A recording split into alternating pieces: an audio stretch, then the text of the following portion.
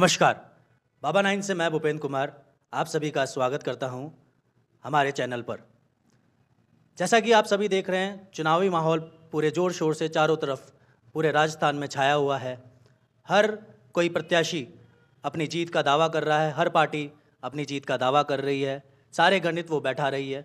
इसी सिलसिले में आज हम लोग मौजूद हैं मालवीय नगर विधानसभा क्षेत्र में बहुजन समाज पार्टी के प्रधान कार्यालय पर, जहां सर बसपा के उम्मीदवार महेंद्र कुमार सोकरिया जी खड़े हुए हैं और पूरी तरीके से बता रहे हैं कि वो किस तरीके से चुनाव जीतेंगे।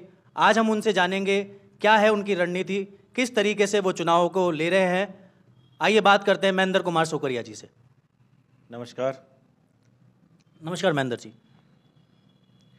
मालवीय नगर में विधानसभा से मुझे बहुजन समाज पार्टी ने टिकट दिया है और मैं इस बार मालवीय विधानसभा से 2023 के चुनाव है, इसके अंदर सभी क्षेत्रों से मुझे अच्छा रुझान मिल रहा है कि इस बार आपको वोट देंगे और उनके वोटों के आधार पर मैंने समर्थन मिलने से मैं खड़ा हुआ हूं, तो लोगों ने मुझे रुझान मिला, तो इस हिसाब से मैं इस बार करूंगा प्रयास। तो महेंद्र जी, ज़्यादा कुछ तो नहीं, लेकिन शुरुआत में मैं ज़रूर ये जानना चाहूँगा और हमारे माध्यम से मालवीय नगर की जनता भी ये जानना चाहेगी कि आपका पहले से ही चुनाव जीत लड़ने का प्रोग्राम था या एकदम से यकायक बना?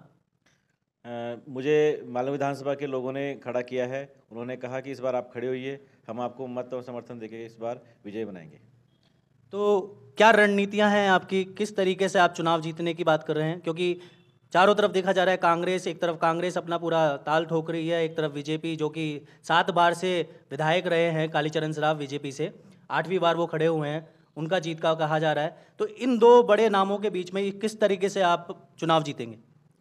मालवीय विधानसभा में जनता जिसको चाहेगी वो जीतेगा और जनता ने मुझे खड़ा किया है, जनता का मुझे सपोर्ट है और वोट भी देंगे। उनका सबका आश्वासन मेरे साथ है और इस बार वो देंगे भी वोट। सभी लोगों से मैं जनसंपर्क कर रहा हूँ। जनसंपर्क के अलावा ई रिक्शा और अपने माध्यम से हर प्रकार से जो प्रयास, लोगों से संपर्क, जो कॉन्टैक्ट मेरे बने पड़े हैं, उन सबसे मैं बात कर रहा हूँ इस मामले में। तो थोड़ा बताएंगे सर कि आपके क्या एजेंडे हैं, किस मुद्दों पर आप चुनाव में उतरे हैं, किन मुद्दों पर आप चुनाव जीतने की बात कर रहे हैं? कांग्रेस और बीजेपी दोनों ही सरकारें, कभी कांग्रेस कभी बीजेपी, और कभी आती है और काम तो उनका कुछ होता नहीं ज़्यादा, लेकिन घोषणाएं बहुत करती है। चुनाव आती है जब अपने आप नई नई घोषणाएं, 7 योजना, 10 योजना, 20 योजनाएं बहुत निकालती है, लेकिन काम उन पे इम्प्लीमेंट नहीं कर पाती है। तो इस बार हम चाह रहे हैं कि महिलाओं संबंधित, रोजगार संबंधित और अन्य परिवहन, जो अपने यहाँ पे भीड़ भाड़ जो हो जाती है, ट्रैफिक जाम, उसके संबंधित सभी तरह से हम अपना पूरा प्रयास करेंगे कि लोगों को इन सभी चीज़ों से निजात मिल सके। चलिए, तो महेंद्र जी, मैं आपसे एक चीज़ और जानना चाहूँगा। बहुजन समाज पार्टी एक बहुत बड़ी राष्ट्रीय पार्टी है, हर बार वो प्रत्याशी उतारती है और बहुत से प्रत्याशी जीत कर भी आते हैं विधानसभा में, लेकिन जीतने के बाद मैक्सिमम देखा गया है, हर बार देखा गया है कि प्रत्याशी बसपा को छोड़कर, जनता को विश्वास को तोड़कर किसी ना किसी दूसरी पार्टियों में शामिल हो जाते हैं।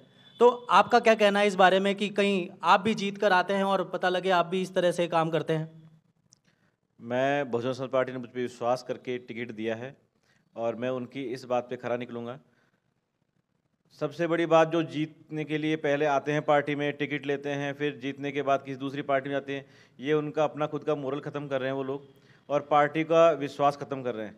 क्या पार्टी उन पर कभी दोबारा विश्वास कर सकती है? पार्टी विश्वास तभी करती है जब आदमी पार्टी में टिका रहता है। आज कांग्रेस बीजेपी में इतने लंबे समय से सरकारें बन रही है, आ रही है, जा रही है, तो पार्टी में कांग्रेस और बीजेपी के लोग भी दूसरी पार्टियों में जाते हैं। ऐसी बात नहीं है कि बसपा से ही लोग जाते हैं। तो लेकिन नहीं, कांग्रेस और बीजेपी वो तो टूटते हैं, हर कोई का इधर उधर जाता है अपने स्वार्थ के अनुसार, लेकिन बसपा के जो लोग होते हैं वो जीतने के बाद बसपा को छोड़ जाते हैं। इसका सबसे बढ़िया ये है कि जीतने के बाद इसलिए जाते हैं कि दबाव, प्रेशर जो बनाते हैं उनके ऊपर, सरकारें बनती है, सरकारें प्रेशर बनाती है और उनको लुभावने जो प्रलोभन मिल जाते हैं, तो उसके चक्कर में जाते हैं। उनके बारे में उनका वो इंटरनल मामला हो जाता है कि वो बहुजन समाज पार्टी में संपर्क करके इसके ऊपर कोई फैसला लेते नहीं है, उनका अपना इंडिविजुअल फैसला होता है। बहुजन समाज पार्टी कभी किसी को जाने के लिए नहीं कहती है। बहुजन समाज पार्टी तो नहीं कहती है, पार्टी तो कभी भी अपने लोगों को छोड़ने को नहीं कहेगी, लेकिन लोग इस तरह से कर जाते हैं। तो जनता ये भी देख रही है कि कल को इनको भी अगर हम जिताएं तो कल को ये हमारा साथ छोड़ के वापस दूसरे के साथ शामिल हो जाए? ऐसा नहीं होगा। मैं अपना पूर्ण विश्वास और वचन देता हूँ इस चीज़ का कि मैं बहुजन समाज पार्टी से जीत के आता हूँ तो मैं किसी दूसरी पार्टी को समर्थन, जो हमारे ऊपर से शीर्ष आदेश होंगे उसके ऊपर काम होंगे। बाहर से समर्थन अगर सरकार का करती है तो अच्छी बात है, और बाकी ये कहते हैं कि नहीं हमें किसी का समर्थन नहीं करना, तो हम किसी को समर्थन नहीं करेंगे। तो महेंद्र जी, बात सारी सही है कि लोग आएंगे और जीत के आप कहीं नहीं जाएंगे, बसपा में रहेंगे। पर मैं साथ ही साथ ये वापस जानना चाहूँगा आपसे, एक बार वापस फिर पुनः पूछना चाहूँगा कि बीजेपी प्रत्याशी और कांग्रेस प्रत्याशी पूरी तरीके से लगे हुए हैं, जीत के दावे, बड़े बड़े प्रचारक उनके पास आ रहे हैं, तो आप इन सारी चीज़ों में आपके मन में ऐसा क्या है, आपके पार्टी का ऐसा क्या एजेंडा है जिसकी वजह से आप जीत के दावेदार बने अपने आप को मान रहे हैं, आपके साथ के लोग आपको मान रहे हैं? एक बार जरा प्रकाश डालिए मालवीय नगर विधानसभा के लोगों के लिए। मैं सबसे बड़ी बात बता दूं, बहुजन समाज पार्टी ने मुझे टिकट दिया है और मैं खड़ा हुआ हूं। मैं एक आम नागरिक, आम जनता, 35-40 साल से बीजेपी कांग्रेस हो रहा है। दोनों ही पार्टियों के उम्मीदवार आते हैं और किसी प्रकार का 35 साल से अखबार में भी आया कि कोई काम नहीं हुआ है।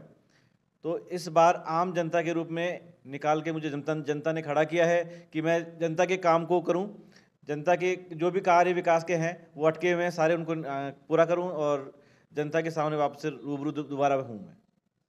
चलिए, तो ये थे हमारे साथ महेंद्र जी, बसपा प्रत्याशी, जो कि पूरी तरीके से लगे हुए हैं, जीत के दावा दे रहे हैं, और बाकी आने वाला एक बता देगी किस तरफ रुझान है जनता का।